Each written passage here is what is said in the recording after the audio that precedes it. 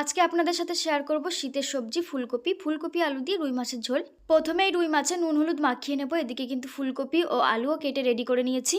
কড়াইতে তেল গরম করে নিয়ে নুন হলুদ মাখিয়ে রাখা রুই মাছগুলো দিয়ে ভেজে লাল করে উঠিয়ে নিতে হবে। তারপর ওই একই মাছ ভাজার তেলে টুকরো করে কেটে নেওয়া ফুলকপিগুলো দিতে হবে এবং সাথে সামান্য পরিমাণে নুন ও হলুদ গুঁড়ো দিয়ে লাল লাল করে ভেজে তুলে নিতে হবে। ফুলকপিগুলো ভেজে নেওয়ার পর ওই একই রকমভাবে টুকরো করে কেটে নেওয়া আলুগুলোকেও ভেজে নিতে হবে। আলু ভেজে তুলে নেওয়ার পর সেই একই তেলের মধ্যে দিয়েছিলাম ফোড়নের জন্য একটা তেজপাতা, গোটা শুকনো লঙ্কা ও গোটা জিরে। ফোড়নটা কিছুক্ষণ নেড়েচেড়ে ফ্রাই করে নেওয়ার পর অ্যাড করে দিয়েছিলাম পেঁয়াজ বাটা। কিছুক্ষণ পেঁয়াজ বাটা কষিয়ে নেওয়ার পর দিতে হবে আদা রসুন জিরে শুকনো লঙ্কা বাটা। ওর সাথে পরিমাণ মতো নুন ও পরিমাণ মতো হলুদ গুঁড়ো দিয়ে মশলাটা খুব ভালো করে কষিয়ে নিতে হবে। মাঝে টমেটো বাটা অ্যাড করে দিয়ে আরো কিছুক্ষণ মশলাটা খুব ভালো করে কষিয়ে নিতে হবে। তারপর ভেজে রাখা ফুলকপি আলুগুলো দিয়ে আরো কিছুক্ষণ কষিয়ে পরিমাণ মতো জল অ্যাড করে দিতে হবে। ঝোল ফুটে আসলে ভাজা মাছগুলো দিয়ে ঢাকা দিয়ে রান্না করে নিতে হবে। মিনিমাম 10 থেকে 15 মিনিট ঢাকা দিয়ে মিডিয়াম টু হাই ফ্লেমে রান্না করে নিয়েছি। এরপর ওপর থেকে ধনেপাতা কুচি ছড়িয়ে দিয়ে নামিয়ে নিতে হবে।